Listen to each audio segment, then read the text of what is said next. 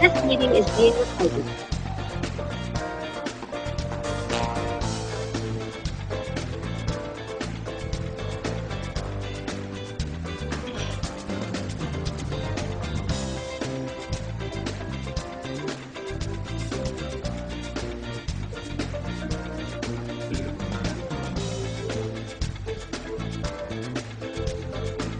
Everybody, come on.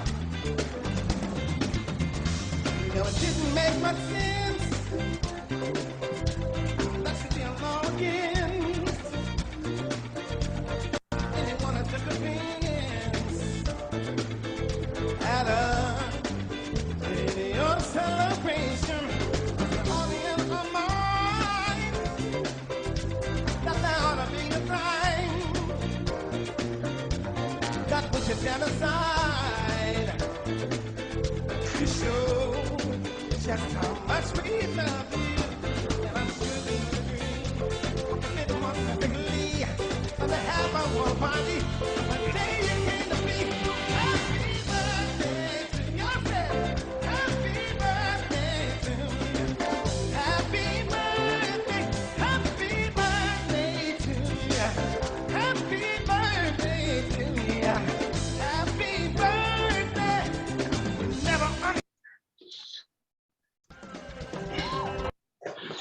Okay, I think Vicky also joined us. So happy birthday.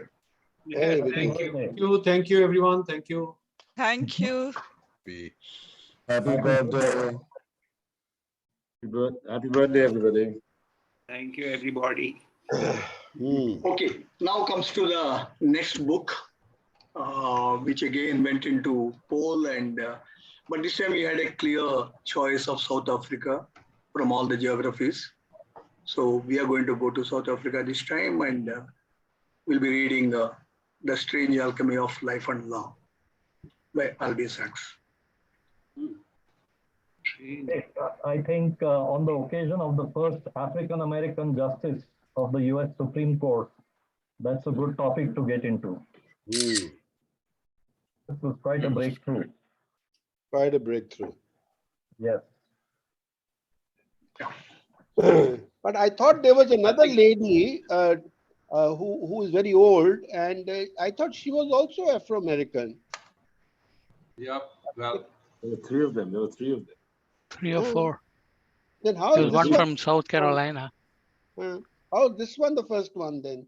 The news said today. well, she's younger. Younger helps, right? Oh, No, that's but okay. Is she the first?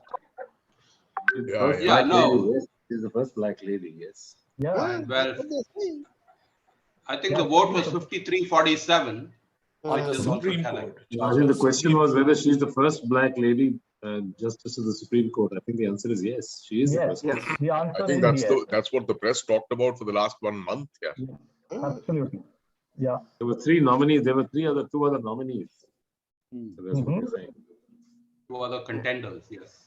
Yeah. There have been only 7 women in the history of the Supreme Court, Right, and two other 3 of them contenders. would be serving now. Four. Four. Four, Including including Ketanji is Jackson. four. Yeah, correct. 4. Yeah. Absolutely. Yeah. Very good. So let's listen to Alan Blinder.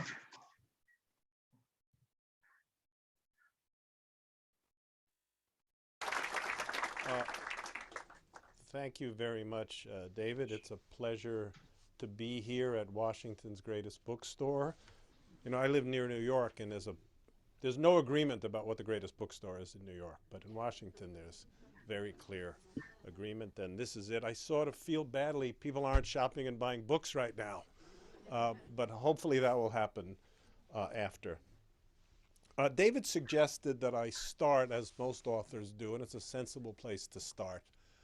By the way, it sounds like I'm winding up for 45 minutes. I'm not. Don't worry about that. With why I wrote this book. And I thought quoting oneself is horrible, but I'd like to quote an email that was sent to me by a reader. I won't name him because it was just a letter to me. A perfect stranger sent this on Friday morning to me. And this is what it says. Dear Mr. Blinder, Sorry, I'm reading this because this is the answer to why I wrote the book. I wrote back to this gentleman, you are the person I wrote this book for. This is exactly why I wrote this book. I'd like to start off by saying thank you. I thank you for being the one who wrote a comprehensible book on the financial crisis. I also want to thank you because I've been waiting for the past few years for a book like this to be released. I'm only on page 9. So he made a snap. He made a snap judgment, but you'll see, you'll like it by page 9. But have a clear picture as to how this fiasco began. I mean, it is about the beginning. My wife was on the train with me this morning, and she even began to read on with me. I do hope more people pick up your book. I'll spread the message via social media and conversation. And here's really the punchline. I think it's important for the citizenry of the United States to read this book to understand that blame without understanding proves futile to moving toward bettering our nation. He just has it 100% right. The sad truth is, and it's very understandable because the whole mess was so complicated, that people don't understand. And what we've gotten in America is inchoate anger. The anger is very easy to understand. People should be angry. They have a perfect right to be angry. But as this gentleman said, if there's some understanding whether then the anger is focused, then you have a better chance of changing things for the better. And it is meant, again, as this gentleman.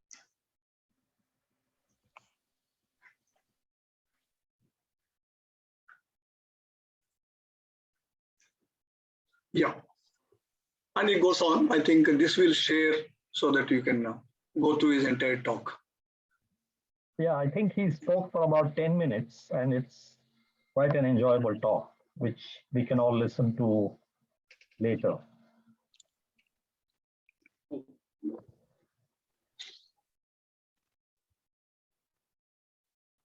So, thank you, Srinivas.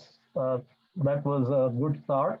And Suresh, or as we call him, Diva, is the reader of the month for today's session. He's the first super ROM, if I may call him that, because he's taking on 2 sessions in succession. After the music stopped today, and the Made in India manager session in May as well. And he's off to a good start in the choice of a very competent set and panel of reflectors today, as you will see after he's offered his overview. So with that, Suresh, all yours. Go ahead. Thanks, Milind.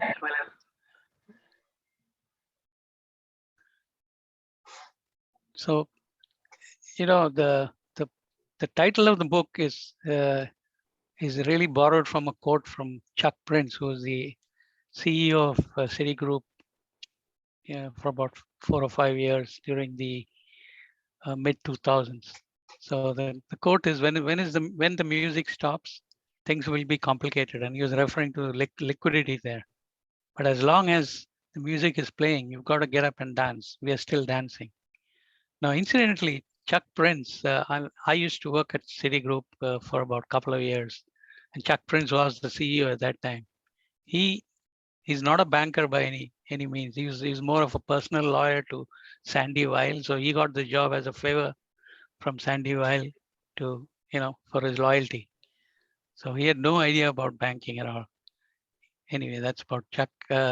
Coming to the book, this is according to me, a well-written book that follows a chronological sequence of events in describing the financial crisis.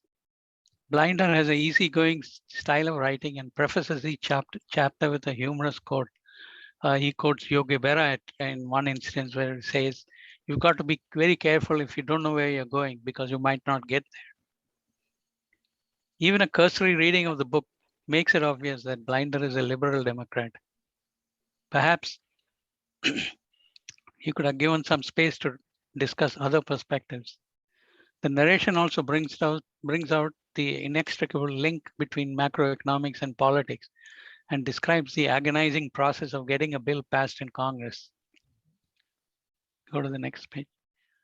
Okay, in terms of the cast, it's really the policy leadership team consists of of the government led by a deeply conservative Republican president, the younger Bush, a Secretary of Treasury and ex-CEO of Goldman Sachs, Hank Paulson, who characterized himself as a firm believer in free markets, and a professional Federal Reserve Chairman, Ben Bernanke, who called himself a libertarian. Incidentally, Ben Bernanke and Alan Blinder were colleagues in Princeton, are colleagues in Princeton still.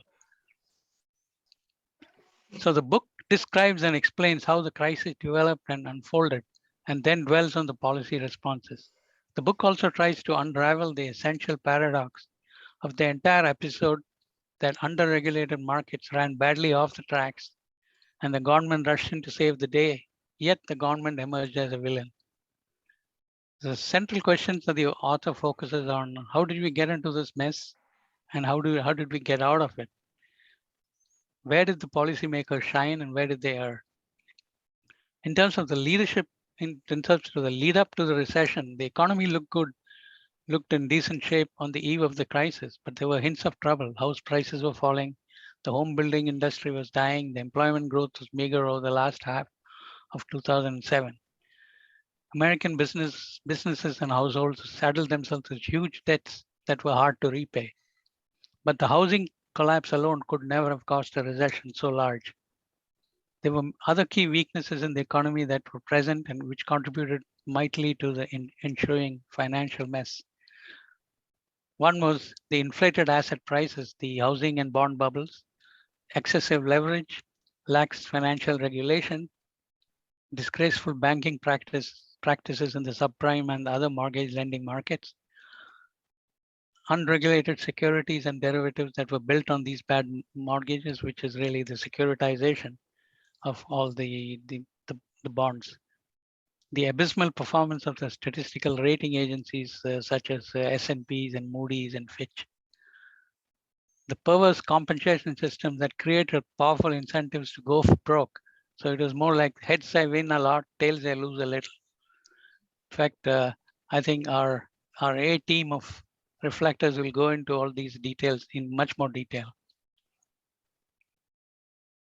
In terms of the crisis, the abrupt drying up of credit from both banks and the shadow banking system, coupled with the massive destruction of wealth in the form of houses, stocks, and securities led to the crisis. As credit became more expensive and unavailable, businesses lost the ability to finance everyday needs. Firms also found their sales dwindling. With the sales down and costs of credit up, businesses had no choice but to scale back operations. Output fell, which meant more layoffs. This process fed on itself when you got a recession and a sharp rise in unemployment. The recession really began after September 15, 2008, when Lehman Brothers filed for bankruptcy. Immediately thereafter, the whole US economy fell off a cliff, kicking off a virulent financial crisis.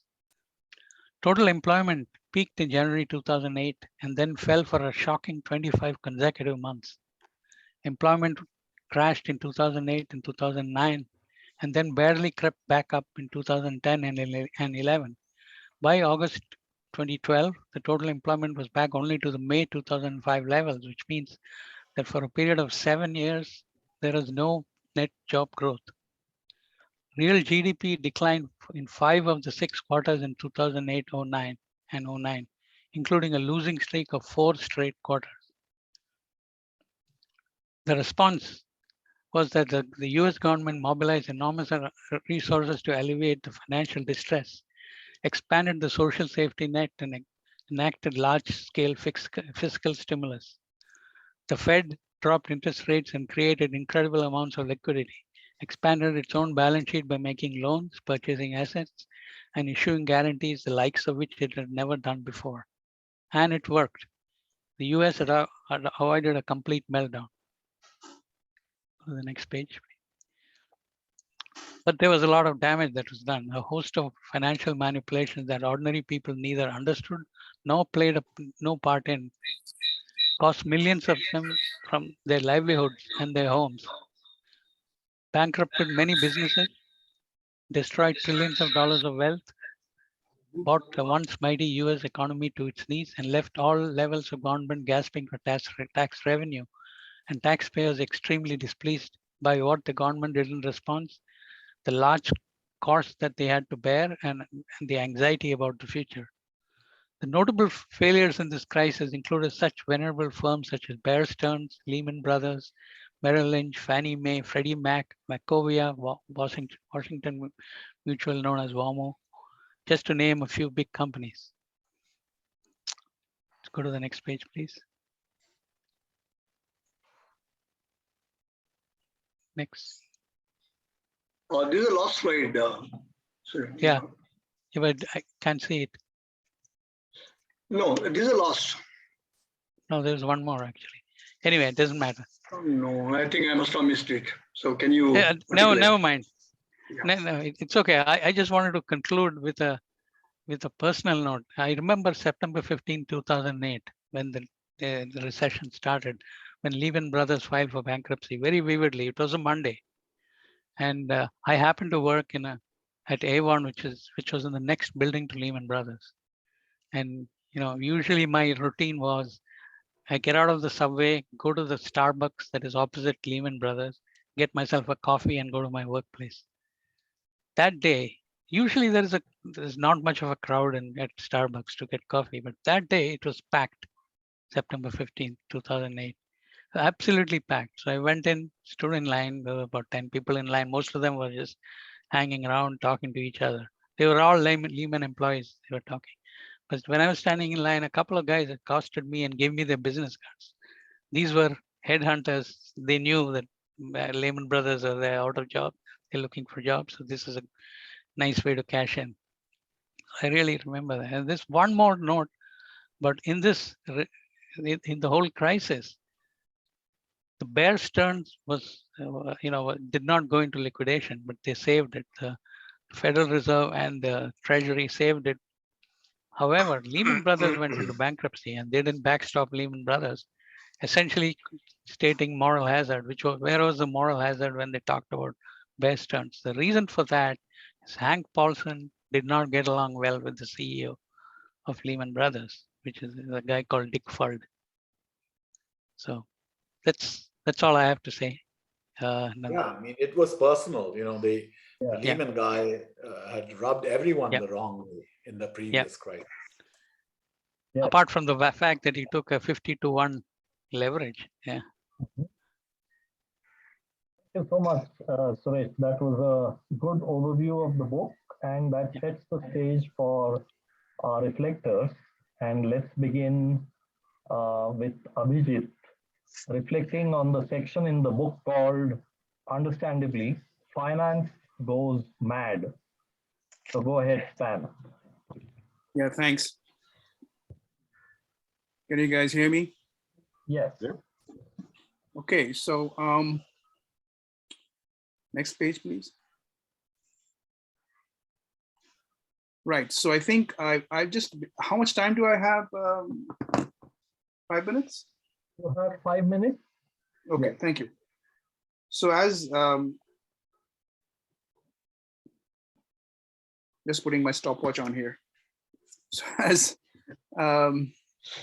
Diva basically outlined, I won't go into a whole lot of the details, but we'll talk a little bit about the 7 villains.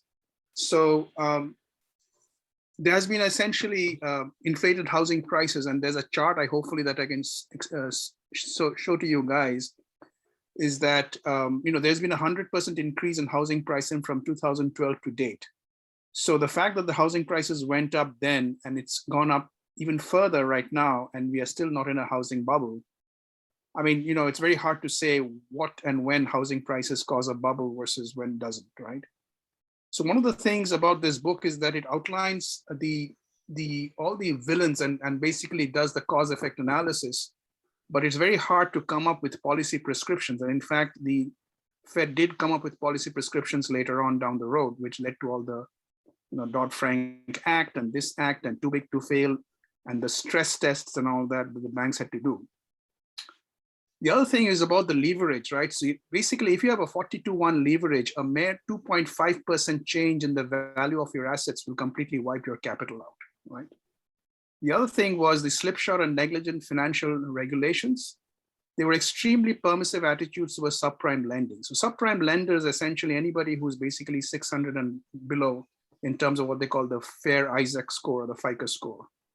And also what is interesting is the large proportion of the subprime mortgages were issued by non-bank lenders, which is actually fascinating because these guys are not even bank, but they were just loaning the money and then selling off these mortgages to other investors and basically getting rid of the responsibility of managing that mortgage. And all these guys operated beyond the purview. So the other thing was obviously these reprehensible banking practices. A key driver were reckless banks and who granted many of these mortgages that designed to default to unqualified buyers, essentially what they call ninja loans. Some of them, no job, no income, doesn't matter, you get a loan. Then the unregulated securities and derivatives that are built on these bad mortgages, right? So they basically would grant these mortgages to unqualified borrowers who would then create mortgage-backed securities, mix and match them in various tranches of various kind of risk pools, and then sell them to investors who would in turn combine and recombine them and sell them to other gullible investors. So the basic idea was just essentially passing the buck on to the next guy and making sure that you sold your stuff and went on. And of course, there was this whole credit rating agencies, Moody's, Standard & Poor's, who basically were essentially shopping around. What kind of credit rating do we want? So agency wanted to plead their customers and would advise them that if you applied for this securitization using these approaches, I would, give you a AAA. But none of these agencies were punished and the status quo still remains. They have not changed. And also as basically Diva pointed out, is that, heads I win a lot, tails I lose a little. So there was huge amount of these aberrant kind of compensation systems in these financial institutions that created powerful incentives for many of these actors to just create the products, take the money, and run with no financial or legal consequences. Next slide, please. So the basic question, is it possible to predict financial bubbles? That's one question, right? We don't know. We don't know the answer to that.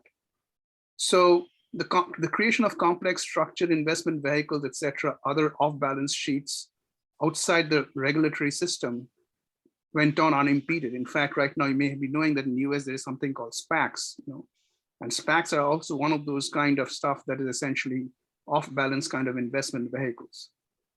The question of fluctuating model standards. I apply a model standard to Bear Stearns, but don't apply it to Lehman, right? So essentially, these are issues that are still being debated, and as pointed out by Diva, the whole issue of the political stuff going on between Fuld and Paulson. And how can these financial systems be regulated and should be regulated? What pieces should be regulated and what should be the realm of the free markets? Again, the difficult question, still vigorously debated. Here's a chart, next slide, please. Here's the chart, I'll just spend a few minutes on this thing, the increase in housing prices, real cost. Can I go to the next previous slide, Srin? So are these ideas important for India? And I think they are, because for our Indian audience, because India is a relatively open economic system, and the dollar exchange rates is invariably impacted during US recessions. The other thing I should also personal note to all this, in 2015, I worked for a year with JP Morgan. They basically had failed their stress tests. So there's something called CCAR, Comprehensive Capital Analysis Review, where me and with another analyst, we essentially sat down in JP Morgan's office in 270 Park and spent untold time and effort and labor in trying to basically simulate whether the JP Morgan would fail. So these JP Morgan under Jamie Dimon, in fact, they basically put up $100 million just for all these simulations and tests and analysis to be done so they could present their results to the Fed. And my contribution was 2 slides in a 100-page deck once a month, where basically would sit in this huge room and read out all the stuff. Eventually, of course, the Fed passed Jamie Dimon's bank, JP Morgan, and the crisis abated, but that's continues still now with the concept of basically using whatever form of regulation to basically regulate what happened before. But what is going to happen in the future? We still don't know. And that is something that is still something to be debated, thought through, et cetera, et cetera. Right now, for example, there's this whole looming aspect of inflation and how are they going to tackle it going forward? But I think that's my story. Is there any other slide? Maybe you could just show a little bit of the chart. So this is the interesting chart, 100% increase in real housing prices. That's what's happened right now in the US, and there's no bubble yet. I think the next chart is, we have a next chart, yeah. So mortgage debt as a percentage of GDP actually fell, which is interesting, even after 2012. I basically just went to the various websites or the Fed websites and extrapolated the curve from 2012 onwards to whatever date was available. The next chart. It's amazing that the US unemployment rate has been going up and down, but the COVID pandemic, you'll realize the unemployment rate went up to 15%. Of course, it's fallen somewhat from there. But right now you have a situation where actually the unemployment rate is really low. So they now think of how to increase the unemployment rate so as to tackle inflation, right? Next chart. So is the Indian rupee impacted by US during financial crisis? I think it is, as this chart shows. I mean, there is no cause effect analysis, but this is a chart I just created from the data that I had. And, you know, it's interesting that the US market and the US economy still being like, you know, what, 18 or 20 trillion dollars right now compared to 3 trillion for the Indian economy. Those are approximate numbers. I mean, I think the US economy still has an impact on global markets. I think I'll stop here, guys. If you have any questions, we can take it later on.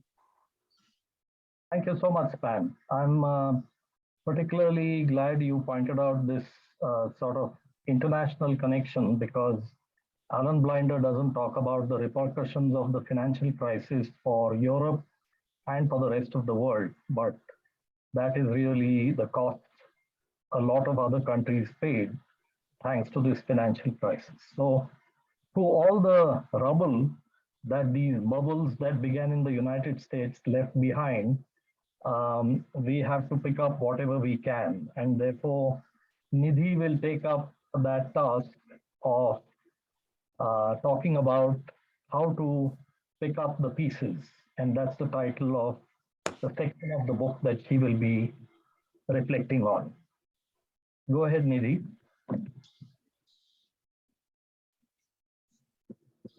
Okay. Could you put up the first slide, please, Yangs? Okay. So my piece is part 3 of the book, which is 3 chapters on exactly what the government, the Fed, and the Treasury did. So the first thing they did was they put out this thing called the TARP, the Troubled Asset Relief Program, which actually was signed by the Republican President Bush in 2008. And this had the government buy mortgage-backed securities and bank stocks. And TARP has got a very bad name, as Blinder points out. People refer to it as a bailout of the banks. What few people realize is that TARP actually made money for the US taxpayer. It invested it invested less than what it recouped. So it actually made money. The other reason why TARP is criticized is that people didn't understand, you know, or they couldn't see how the money was spent. And on that, they were right, because 50% of the money went to banks. You can see the numbers here, 6% to improving credit markets, 17% to the auto industry. GM and all, Ford, Chrysler were bailed out too. And less than 10% to foreclosure prevention. So if a little more money had been spent on helping people who had got into trouble with their mortgages, it would have been much more of a public relations success. So Blinder calls it a smashing success, but he says that the reputation was bad because of both design flaws and marketing errors. Treasury Secretary Paulson initially had said that they would be making decisions non-reviewable by a court of law. So this was, you know, something that everybody pounced on, saying this is anti-democratic, it's against the rule of law. What do you mean by non-reviewable by a court of law? He had to put this note out in a big hurry. And of course, it later was very much reviewed by law, but that gave it a bad name. The other thing was force feeding capital into banks that didn't need it or want it. So as Blinder points out, everybody in the financial world knew who were the strong banks and who were the weak banks. And people like Goldman Sachs and the like didn't really need the TARP money, whereas Citibank, for example, did. But TARP was force-fed into banks, and the hope was that the banks would use their usual 10-to-1 kind of leverage and lend it out, thereby increasing liquidity in the markets. But people failed to realize that it was a time of financial crisis and banks would sit on the money instead of lending it out. The other issue was that TARP had originally been touted as buying troubled assets, but it ended up basically injecting a lot of capital. So that gave it a bait and switch kind of image. And so Blinder says, and I agree with him, that TARP actually was better than what its public perception was. And honestly, there was really no way to save the economy without saving the financial system. And there was no way to save the financial system without rescuing a bunch of banks, perhaps unworthy bankers and creditors. So really, there wasn't much of an option to do anything other than what they did. And TARP was a success. It earned the taxpayer money. Next slide, please. So the next bit of policy that the government, Treasury and Fed used was stimulus. As Span had pointed out, one of the most immediate concerns was the lack of job security, the comparatively high unemployment rate. So in addition to monetary policy, the government decided to pursue an aggressive fiscal policy using the principles of John Maynard Keynes. And the American Reinvestment and Recovery Act was enacted in 2009. It was one of President Obama's first big moves in office. And this was around 787 billion in spending in tax cuts and credits and unemployment benefits, and also expenditures for healthcare, infrastructure, and education. So a lot of it went as tax relief. Some of it went to infrastructure. Some of it went to healthcare expansion, the famous Obamacare stuff, and over 100 billion in education spending. So this act was controversial, basically with Democrats and Republicans split on whether it was too little or it's too much. And its role in ending the recession remains debated even to the present day. One of the things that I found amazing about it was that one report suggested that the money spent translated into a cost of about 100,000 to 170,000 per new job created, which was an awful lot of money. And Blinder thinks that instead of using the money in this particular form, if they had provided a new jobs tax credit, that would have been 3 times as efficient as general stimulus in creating jobs. But this new jobs tax credit was not part of the stimulus program. And again, there was poor communication to the public. Unfortunately, unemployment rate continued to be high, and the government made the mistake of claiming that they would bring the rate down below 8%, which they couldn't. So of course, the Republicans latched onto that and said it didn't work. And the other big issue was that federal deficits ballooned. And although the majority came from losses in revenue and from government efforts to revive it, the deficits just felt wrong to the American public, who blamed fiscal policy. So, part of the issue in all this is that the public doesn't want people who they think were responsible to be bailed out. The public doesn't want deficit to increase. The public doesn't want the US debt to increase. Yet they want money spent on creating jobs, and they want money spent on giving relief to families. These are contradictory goals. And the goal of the administration should be to communicate all the time, which they fail to do, according to Blinder. And I think I agree with him. Next, please. During the second phase of the financial crisis, the Fed migrated from emergency rescue of financial institutions to saving financial markets. And one of the big issues of concern was the widening of the interest rate spreads. However, conventional monetary policy is predicated on constant risk spreads. And so unconventional monetary policy had to be designed. Basically, this is the famous quantitative easing that's talked about so much and continued actually with COVID as well.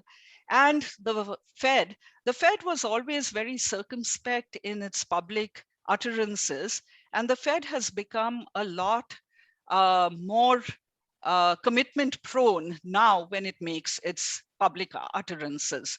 For example, we know that by the end of 2022, the Fed rate might rise as much as 3 to 3.5%.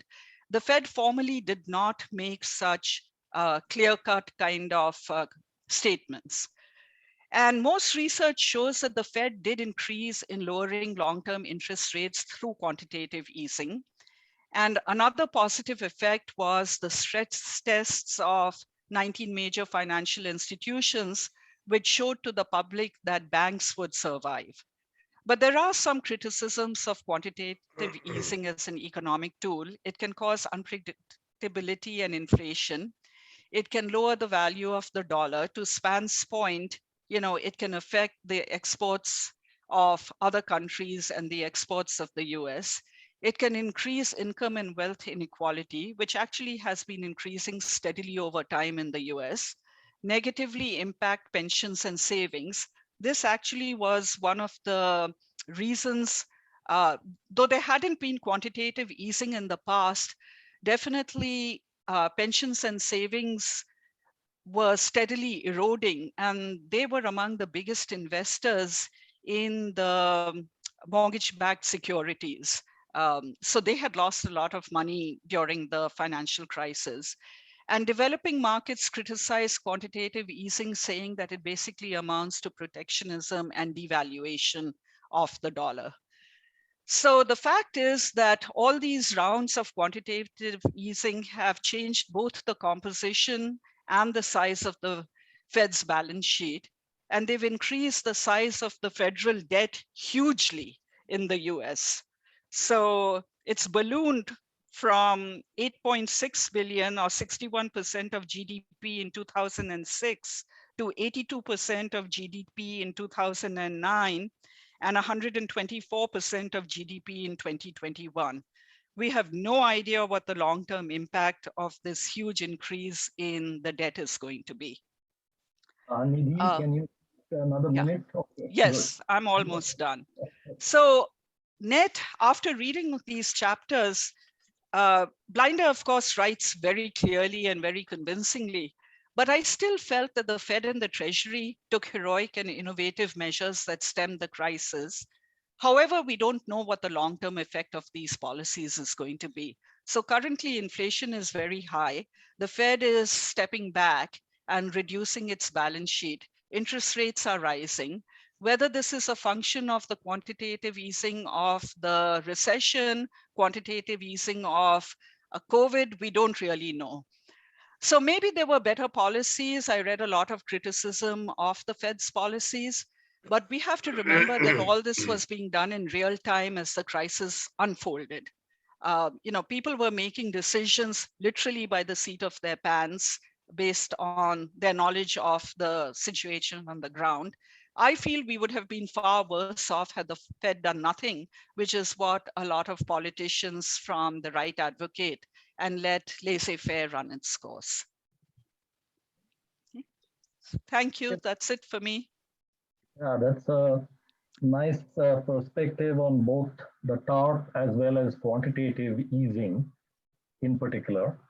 And after getting to see how finance went mad and after picking up the pieces as Nidhi described them, let's turn to Manas to talk about the road to reform. Go ahead, Manas.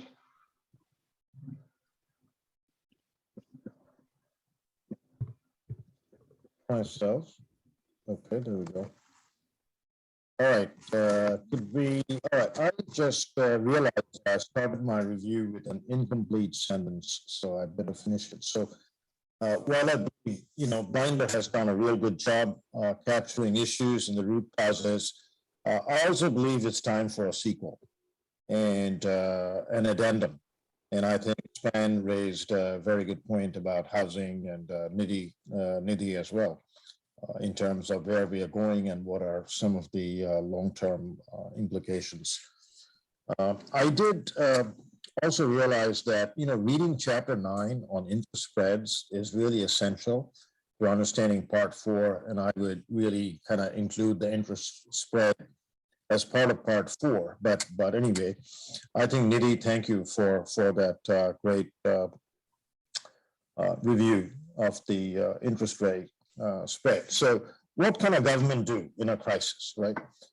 So reduce the perception of risk and improve your macroeconomic picture, guarantee debts so investors don't bear the risk, and of course, buy the risky securities.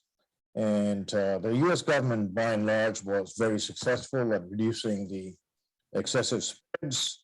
And of course, in part 4, Blinder provides pretty well explained comprehensive narrative around what could be done and what was done by the Fed and the government. And so there's a lot of things that can be done. So for example, stopping the bubbles or popping bubbles, which is to kind of prevent the bubble from occurring before it becomes a crisis. You could think big or tinker on the edges. This actually very, very interesting. Back in the Great Depression, there was the Glass-Steagall Act that basically separated commercial banking from investment banking. And that is something that was repealed in 1999. And of course, Blinder doesn't believe this led to the 2008 crisis. However, the government did quite a bit more than just tinker around the edges. We always hear the term fixing too big to fail. I think Diva pointed out, Bear Stearns versus Lehman. Do you apply, moral hazard consistently across different companies? But anyway, the ideas here are, should we let the big guys fail, no matter how large, or do we lay them to rest in a peaceful and quote unquote dignified manner, if you will? And of course, the US took the third approach. This is often referred to as resolution, which is part of the other one, which is systemic risk regulation.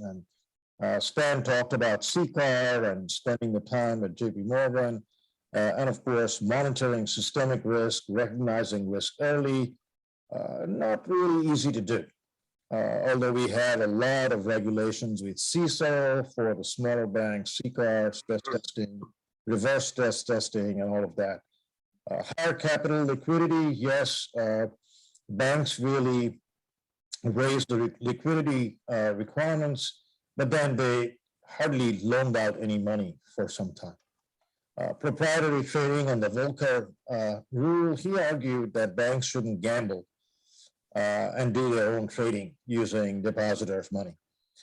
Now, Blinder says this was not a root cause, but the enforcement of that would be really problematic. And this would also be a partial return to the Depression era Glass-Steagall Act. What else can we do? So if we can go to the next slide, please. Rearrange regulatory agency. There's been about 106 agencies because, an act like Dodd-Frank can be passed in Congress and Senate, but then the state agencies have to enforce it as well, right? So lots of regulatory agencies. How do you kind of rearrange the regulatory landscape? Not easy to do. Clipping the Fed's wings. Fed, I think, Span and Nidhi both said this, and maybe Diva as well. Fed came out as a villain. I think it was Diva that said that. Fed actually came out like a villain while doing a great job. And part of that was also the lack of communication. I think, Nidhi, you referred to communication earlier, right? And they didn't communicate well. And one of the one of the issues was they thought, oh, the Fed is spending all this money. No, they actually were lending and they got it back. Okay, so the investment, in TARP and the bailout was actually a good investment compared to the investments of the companies that they bailed out. Protecting the consumers. Blinder referred to a certain Harvard professor called Elizabeth Warren, who is now a senator, and she wrote a very famous article on consumer rights and protection, and that actually made it to the Dodd-Frank Act. And we know Elizabeth Warren is not quite popular actually on Wall Street, but she made a mark. Regulating derivatives, easier said than done, right? Again, Blinder says, how, although we call it a zero-sum game, losers, if they are leveraged or highly leveraged, can bring down a whole chain of entities along with them. Hedge funds, regulation hedge funds, tough to do. And also, there's a lot of talk about executive compensation, tough to do again. Executives today continue to earn stock options and really big pay packages. Rating agencies, we talked earlier, one of the reflectors talked earlier about Moody's and the AAA ratings. And yes, the rating agencies really got away scot-free. They were not hauled up at all. Redesigning mortgage finance, I think Nidhi mentioned that if they had helped out the average homeowner with foreclosures, Blinder says it would cost about $200 billion, but the market sentiment was almost like, why spend more money to bail out these losers, right? So that, yes, I agree, that would have done a lot for people, common people, and also would have raised the public sentiments in favor of what was invested. So, so there's a good exposition of all that in chapter 10. Chapter 11 takes us in painful detail, takes us into the painful detail and slow legislative process, right? And interesting that the consumer protection mandate espoused by Warren was part of the bill. Dodd-Frank is here to stay, and banks have to routinely do stress testing. And you got to do like baseline, adverse, and severely adverse. And there's also a reverse stress testing where you got to actually come up with, it's kind of like goal seek. You do a goal seek and you say, okay, these are the things that would have to be perturbed by so many basis points or percentages in order for the bank to fail. So chapter 11 was the legislative process. Chapter 12 was foreclosure. And there again, we talk about, it would have taken just $200 billion to fix it. And the taxpayers would have none of it, unfortunately. Could you take 2 more minutes? Okay, I will try to do it in less. So chapter 13 was about the backlash. Nobody liked, the president, the Congress, the Fed, Keynesian economy, big government. So part 4 provides explanations of what can be done and dealt with in a financial crisis, but it also raises some very important questions. So what should be the role of the central bank and the government? Seriously, should companies be allowed to grow? And if in trouble, should they be bailed out? Think about the biggest finance houses in India or manufacturing in India, and and the big banks in Europe and Asia Pacific and ASEAN countries. And one thing very interesting is, how do central banks communicate the difference between spending and lending? Again, I'm sorry, I did this in a hurry, apologize for the typos. And how do you communicate the difference between spending and lending? They're not really spending, they're really lending, but people thought they were spending taxpayer money. How do you monitor risk while balancing too many regulations, such as stress testing? And when is regulation enough? When is it too little? How do governments manage the public sentiments? And how do we manage growth of mortgage-backed securities? That is a tough one. Executive will always find a way to have a decent pay package. And that's also a hot potato on Wall Street. The book strikes a great balance, I believe, between lucid explanation and technical details. We will certainly see a repeat. And whether it's housing, whether it's something else, we don't know. Whether in the US or Europe or elsewhere, we don't know. So we will certainly see a repeat, and it'll be real interesting to see if we've learned the lessons of history. So with that, let me end. Hopefully I made it on time. Back to you. Very, very good, Manas. I think the journey. Sorry about the typos, guys. Sorry about the typos. No, that's okay. The road that you traveled towards reform that the Treasury and the Fed and others took, like you said, that road will be traveled on for many years more. Reform is not a short-term thing. So therefore, we have Abdul rounding up the reflections on today's book by helping us look ahead with the last part of the book. Go ahead, Abdul. Thank you, Milind. Excuse me. I'll wait for the slides to come up on the screen. Thank you, Yangs. Blinders After the Music Stopped is a detailed, in-depth, incisive, and insightful analysis of how the financial meltdown of 2008 unfolded and how governmental intervention ultimately restored some semblance of stability. In part 5 of the book, the author looks ahead and offers a mix of prognosis and prescriptions to avoid a recurrence of yet another meltdown in the future. In some sense, this is the weakest part of the book because he strays from the central focus of the book and offers his views on somewhat unrelated topics such as the budget deficit. US federal budgets, which showed a modest surplus in the waning years of the Clinton administration, have ballooned to trillion-dollar levels thanks to ill-advised tax cuts, disastrous foreign wars. By the way, the war in Iraq alone cost more than $1 trillion.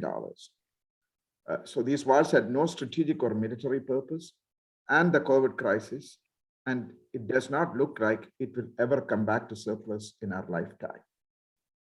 In the long run, he suggests that healthcare costs will drown the budget and place it in permanent deficit. Important as the issue is, it is neither the cause nor the consequence of the financial crisis, and hence is not central to the book. The financial crisis was clearly a man-made disaster. The subprime crisis was a financial Chernobyl that still continues to irradiate the markets around the world. But just like Chernobyl, its worst effects have been contained due to interventions by the Fed and the government. Many of my friends in academia are diehard right-wing free market fundamentalists who believe that markets can never be wrong and all government intervention is inherently bad. Free markets have reached a supernatural godlike status in their minds, and they always portray the government as a villain, even when the villain is well-intentioned. Regulation is almost always a dirty word to them because it interferes with the interplay of market forces. They often forget that no competitive game is ever played without rules and umpires to enforce the rules. Therefore, it is not surprising that the crisis happened during the watch of George Bush the Lesser, whose limited cognitive abilities were inadequate for understanding the complex issues, and thus policy decisions were entirely left to his underlings, for whom oversight and regulation of financial markets were blasphemous thoughts. George Bush's cabinet used to be run by the so-called neocons.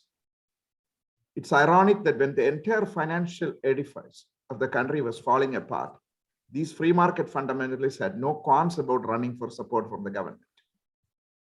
These are the same corporate titans and financial biscuits who abhor the idea that the government would pay a handout of $500 a month to an unemployed member of the minority, but who felt that government owed them multi-billion-dollar bailouts. Governmental intervention is fine as long as it benefits the very rich. Markets are man-made institutions, and like all man-made institutions, imperfect and subject to periodic failures. It was intervention by the government and the Fed that restored trust in banks and other financial institutions. Ultimately, banks and markets operate on the basis of trust. And once trust is gone, markets become mirages. This time around, the authorities did a great job and was able to prevent a complete meltdown. The lesson from all this is that we need independent institutions run by competent individuals. Without independence and competence, the entire system can break down. I would like to offer my own simple suggestion for limiting the magnitude of future financial crisis, a suggestion that does not and should not violate the dogmas of free marketers and interventionists. All banks and financial institutions should administer an IQ test before hiring any of their executives. And if anyone scores above 100, they should be barred from employment in these institutions for life.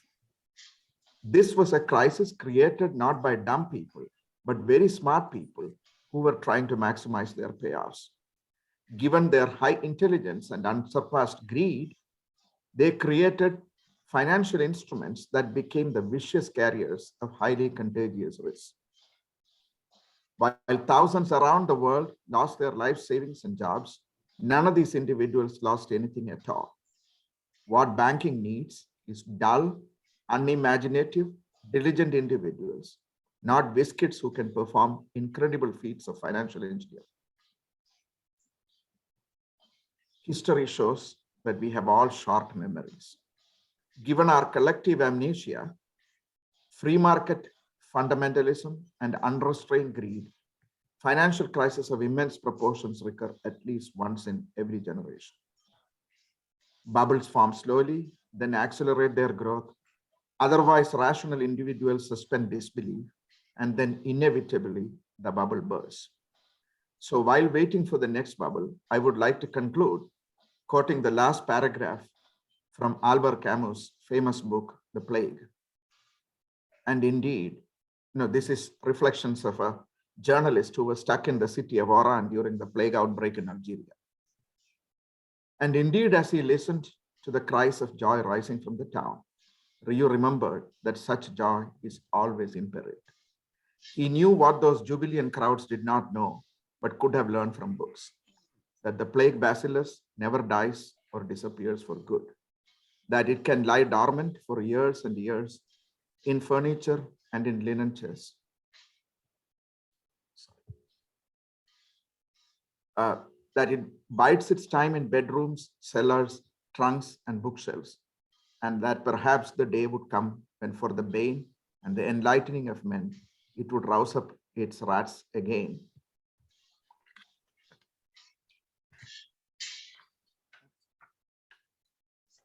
And then send forth them to die in a happy city. That's all from me. Thank you, Abdul. On that very somber note, we are going to conclude all of the very stimulating reflections on Alan Blinder's After the Music Stopped. And just to round this off with a few thoughts on reading the book in its entirety as of yesterday, I'm going to take my cue from the comment made by Suresh, our Reader of the Month, in his overview of the book. He said, even a cursory reading of the book makes it obvious that Blinder is a liberal Democrat. Perhaps he could have given some space to discuss other perspectives. So my attempt here will be to summarize some other perspectives on the financial crisis, and in the process, bring into focus the role of the US economy in today's world, as well as the prospects for the US economy as we prepare for a new world order.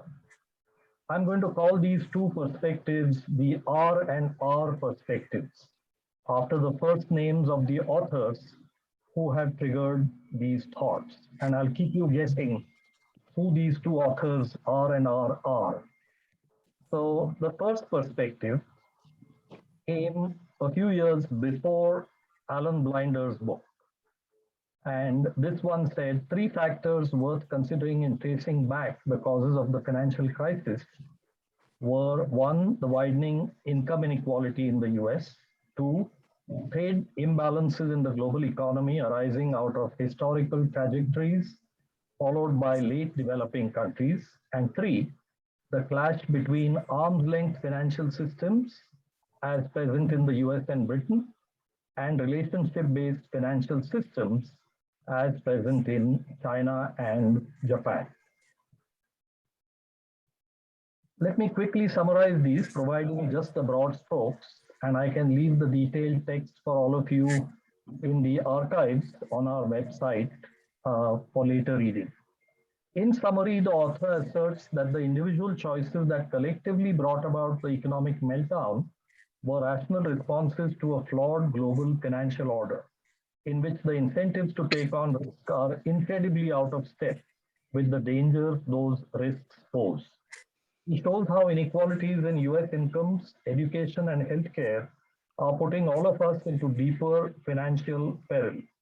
He also outlines sensible reforms to ensure a more stable world economy and to restore lasting prosperity. About reforming finance, this author says we want to encourage financial innovation, but discourage excessive risk. Much of the problem lies in the interface between government and the financial sector, as the financial sector has exploited the implicit guarantees the government has made in the housing and banking sectors. To remedy this, the government must convince the financial sector that no institution or sector is too big, important, or enmeshed to fail. Only then will the financial sector value risk properly again. Beyond this, transparency and publicity are the best measures to prevent and weed out abuses. The second important idea there is improving access to opportunity in America. And I think this is very long-lasting remedy. Politicians, in response to growing income inequality and economic insecurity, have encouraged debt-driven overconsumption.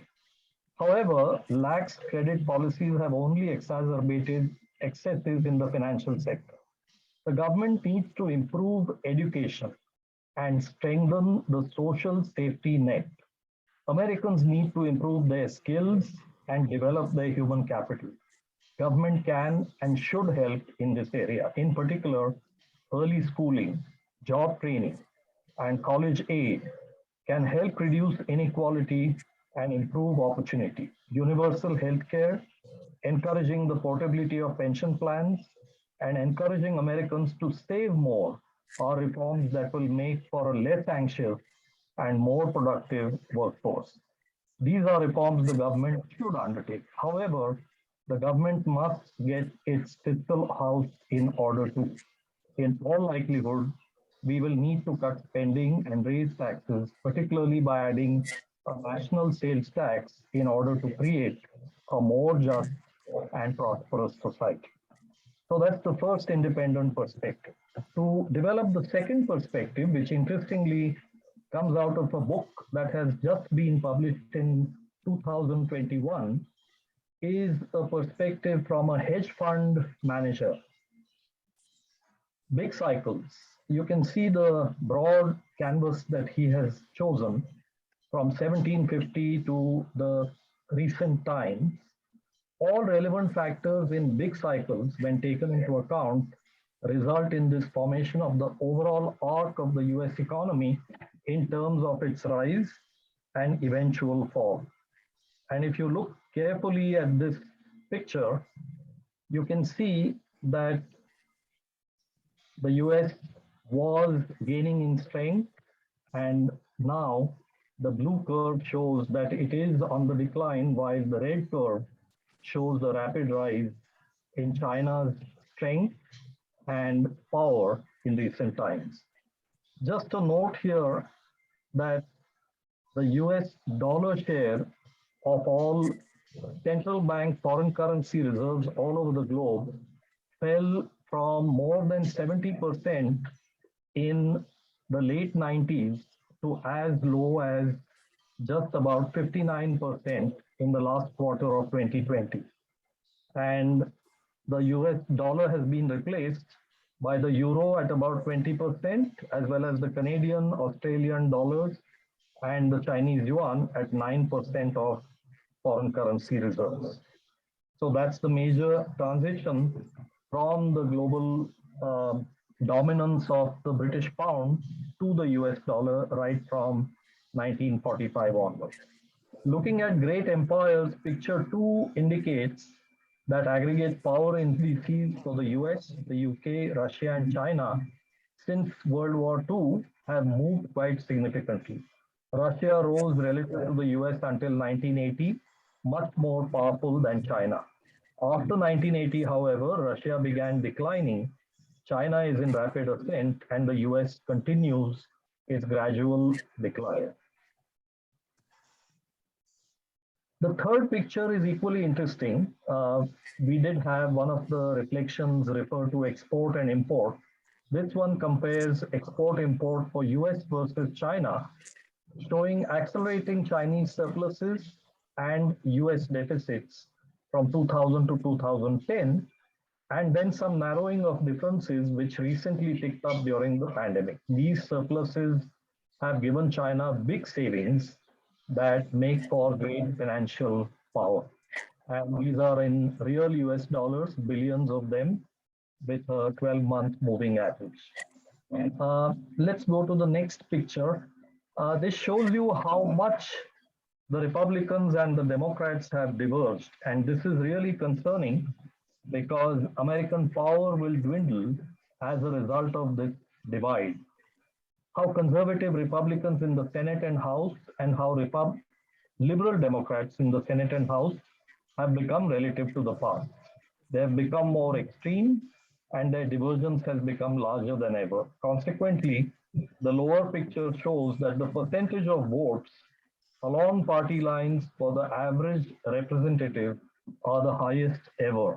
You can see that almost 95% of the times people are voting along party lines, which is a very different picture from what it was even 10 or 20 years ago. And then finally, the last picture that brings us back to the big cycle. And broadly, the statistics in this author's elaborate model suggest that the US is roughly 70% through its big cycle, plus or minus 10%. Internal conflict is high and rising. The recent elections show how divided the country is along seemingly irreconcilable lines. The last graphic represents what the population looked like 50 years ago. That is, the majority of each party were moderates and the extremes were far less extreme than they are now in 2021. So just to let the cat out of the bag, the first perspective was from Raghuram Rajan's book, Fault Lines in 2010. And the second perspective was from this book called The Changing World Order by Ray Dalio, published in 2021. So I'll leave you with those thoughts and let's get into an open discussion in the remaining time. Thank you. That was very scholarly, Milind. I enjoyed both the summaries. Thanks to the two authors. I mentioned in the chat, but I just loved your prescription for low IQ, unimaginative bankers and not whiz kids good at financial engineering. I love that. Now we know why Anjali decided not to attend. With due apologies to the bankers on the call. Manish, I have to tell you that policy of low IQ follow the rules applies in medicine, and you can see what a mess the healthcare system is. That's what they want physicians to be: low IQ, follow the rules, follow the system. And you can see their escalating costs there. But it was funny. Yes. Yeah.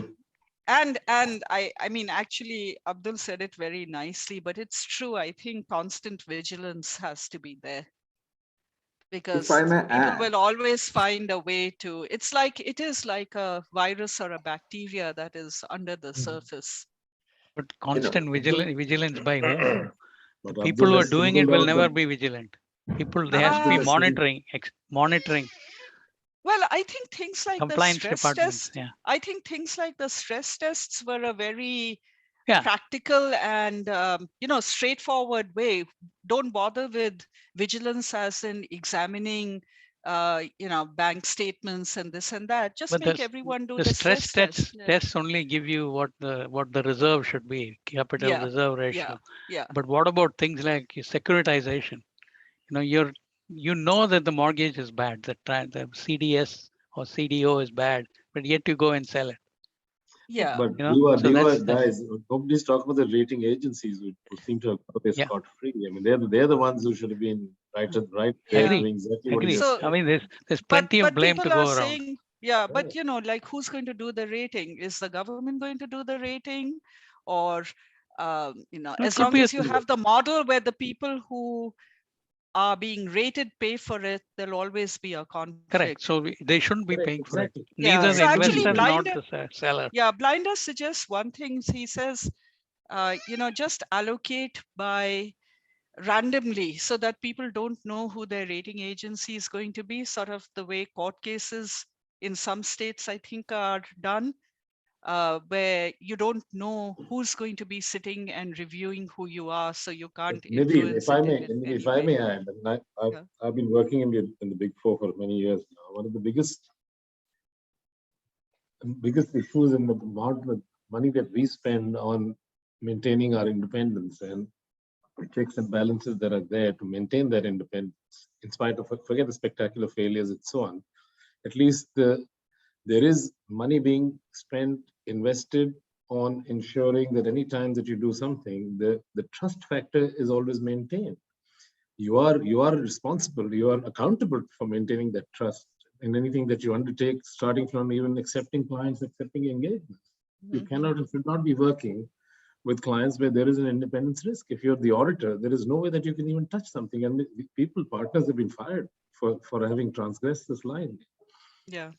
I'm just saying that the rating agencies need that kind of regulatory environment to be able to do what they're being asked to as an independent, trusted party to give the feedback on the ratings that they're doing and the analysis that they're carrying out. They cannot be conflicted. Start right in the beginning by being paid by the banks. It's crazy. But I was like, to the CCAR point, I spent a year in JP Morgan going to the whole CCAR rigmarole. And it was very funny, right? Basically, I mean, the government essentially threatened to fail them. And the only thing was the risk of failure that prompted them to kind of jigger the books and basically come up with the results they wanted. It was just like that, right? So it was basically, again, constructed, right? And, they passed the test the second time, right? So these things can also be subverted. That's what I'm trying to say. I think back to human beings will be human beings. They will subvert everything. They will always See, there is another thing of but that's not the point. That shouldn't, like Nidhi said, doesn't mean you should do nothing. And I don't think anything was, I'm not so sure of what was done. Maybe somebody can enlighten me. What was done to regulate the rating agencies post the crisis? Nothing, because nobody can agree. Nobody can agree what to do. Nothing has been done to regulate. My point is when Arthur Andersen failed back 15 years ago, the whole industry went through a complete shake-up. And it's still a shake-up. That's what I'm trying to say. Yeah. There is this other thing about, like, say, a company like Goldman Sachs taking both sides of the transaction. Yes, there you go. That's a clear conflict of interest, but yet it is going on. How much are they? I mean, how much of the mortgages are being securitized now compared to 2000? Oh, it's probably the same. All still securitized? Oh yeah. Same volume. Because securitization has its benefits. You can get put in more But, you know, mortgages and all that. Correct. So I get all that. But notice, because of the pandemic, you know, the federal balance sheet, so it went from like 1 or 2 trillion to about 9 trillion. Yeah. Right. And now it's 9 trillion. Yeah. 4 trillion was then at the crisis That's time. the US way of doing things, like throw money on the problem. Maybe some of it will stick. But what has happened, the securitization goes on, but what has happened is anecdotally, I think the banks have become extremely careful about giving loans. So that has happened. So it's become much difficult to get credit, to get loan, which is why you notice that one curve, the mortgage debt is going down as a percentage of GDP. So that has gone down. Much more careful. So I know the quality of the mortgage is higher, right? There are less of these ninjas and, you know. Yeah, the ninjas and all have gone, but default by design, right? Yeah. Right. So the banks have possibly realized maybe it's a self-fulfilling prophecy for them. They realize that maybe we should regulate ourselves, but that's again a chimera. It's not going to happen. Nobody's going to regulate. Plus, there are other areas. Student loan debts, I think, are one area where a lot of money has been given with little hope of return. So, you know, if not, that's a complete that is their time. Want to write it off. Yeah. So, I mean, it's not just it was mortgage-backed securities the last time around. It'll be something else the next time around. So exactly. And yet you need credit to keep the economy running, and credit does wonderful things for growth. Even the credit card debt, that could be a major problem, because banks charge anywhere from 21 to as high as 29%. Sometimes higher, Abdul.